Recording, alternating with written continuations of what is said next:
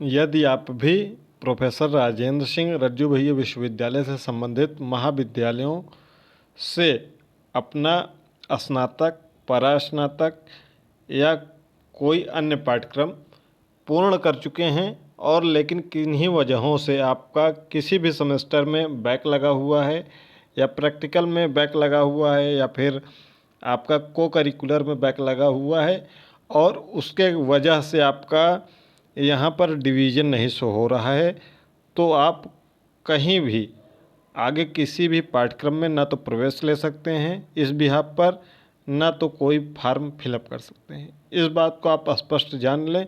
इसके पहले भी कई वीडियो के माध्यम से आपको बताया जा चुका है।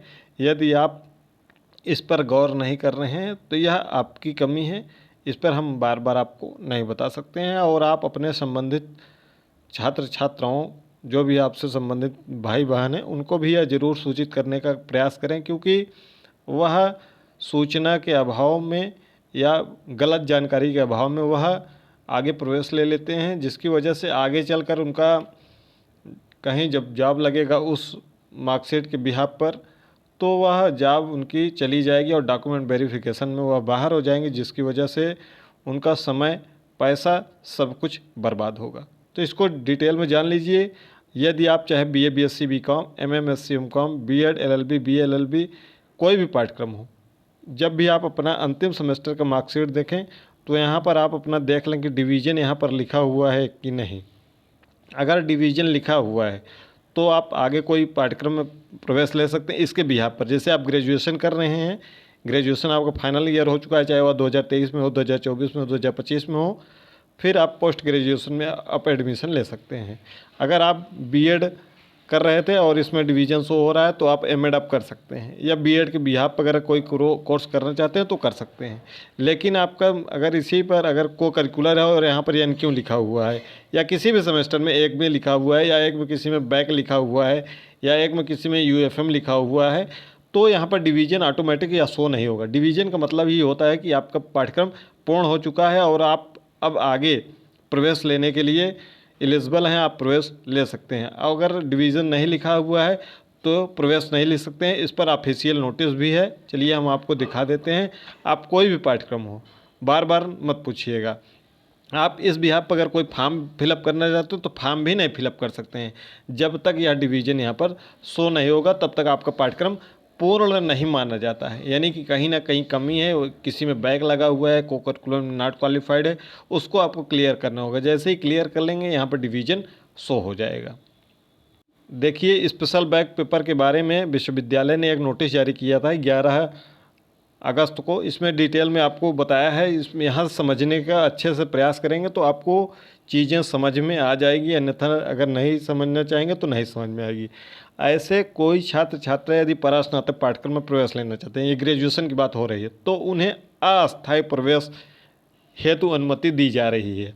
यदि परीक्षार्थी अपना को करिकुलर प्रश्न पत्र उत्तीर्ण कर लेते हैं तो अस्थायी प्रवेश दिया जाएगा, अन्यथा की स्थिति में परास्नातक प्रवेश रद्द कर दिया जाएगा। तो इनका प्रवेश, अगर को करिकुलर का उनका प्रश्न पत्र होगा स्पेशल बैक में, यदि उसको पास कर लेते हैं तो ही अस्थायी प्रवेश होगा, अन्यथा अस्थायी प्रवेश दिया जा रहा है।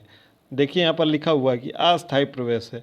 जब वह उसको उत्तीर्ण कर लेंगे इस बार तो ही उनका प्रवेश फाइनल हो जाएगा। अगर नहीं उत्तीर्ण करते हैं तो उनका प्रवेश आगे नहीं हो पाएगा, अस्थायी रूप से भी नहीं हो पाएगा। तो इस बात का आप विशेष रूप से ध्यान रखें, अन्यथा आपका समय, पैसा दोनों आगे चलकर अभी नहीं आपको समझ में आएगा, क्योंकि कई कॉलेज आपको गलत जानकारी के अभाव में आपको प्रवेश कर देते हैं, जिसकी वजह से आपको आगे चलकर दिक्कतों का सामना करना पड़ता है। जैसे आप सोच रहे हैं कि B.Ed कर रहे हैं, B.Ed करने सोच रहे हैं और आपका किसी में बैक लगा हुआ है, तो अगर आपको लगता है कि आपका बैक अभी क्लियर हो जाएगा तो ठीक है, क्योंकि को करिकुलर का केवल हो रहा है, बाकी अन्य विषयों का तो हो नहीं रहा है, तो आपका क्लियर नहीं हो पाएगा, तो आप B.Ed में प्रवेश न लीजिए। क्योंकि आपका अगर विषम सेमेस्टर में बैक लगा होगा तो उसका रिजल्ट लगभग आप जब बैक देंगे तो आपको फरवरी तक रिजल्ट अगले साल आएगा।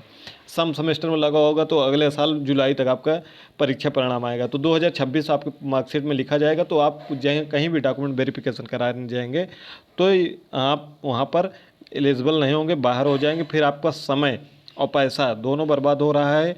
इसके लिए आप स्वयं जिम्मेदार हैं। आपको बार बार बताया जा रहा है। टेलीग्राम से अगर नहीं जुड़े हैं तो टेलीग्राम से जुड़ जाइएगा। व्हाट्सएप चैनल अगर चलाते हैं तो व्हाट्सएप से जुड़ जाइएगा। और कोई डाउट होगा तो कमेंट बॉक्स में कमेंट करिएगा। कोई फॉर्म भी फिलअप नहीं कर सकते हैं आप।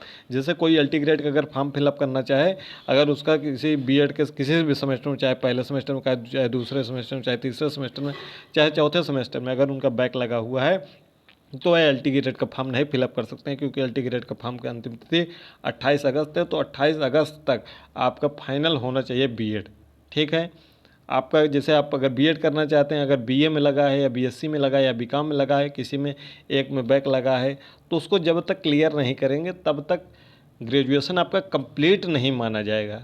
ये चीज़ें हैं। कैसे, जैसे कि आप कोई प्रवेश ले रहे हैं बीए के बाद एमए में प्रवेश ले रहे हैं। बीए के बाद एमए में प्रवेश कब होता है आपका, कि आप बीए कर चुके हैं, इसको आपने कर चुके हैं, तब आप एमए में प्रवेश ले रहे हैं ना।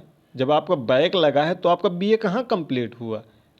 आप इसको भी अपने से भी समझ सकते हैं, किसी अन्य से पूछने की आवश्यकता ही नहीं है। आपका बीए कहाँ पूर्ण हुआ, तब तो आप एमए में प्रवेश लेंगे। तो हम एमए आप करेंगे, फिर आगे डॉक्यूमेंट वेरिफिकेशन होगा। बीए में आपका जो, जब इसको क्लियर करेंगे इसमें डेट अलग हो जाएगी। फिर आपका जब डॉक्यूमेंट वेरिफिकेशन होगा, जब आपके विश्वविद्यालय में आपका मार्कशीट भेजा जाएगा वेरिफिकेशन के लिए, फिर आप बाहर हो जाएंगे। फिर आपको बहुत तकलीफ़ उस समय होगी कि आप इतनी पढ़ाई किए और समय व्यर्थ किए, पैसा व्यर्थ किए, और इतना समय देने के बाद, इतना मेहनत करने के बाद भी जब आप डॉक्यूमेंट वेरिफिकेशन में आपको छट जाएंगे तो फिर आपको उस समय बहुत तकलीफ़ होगी।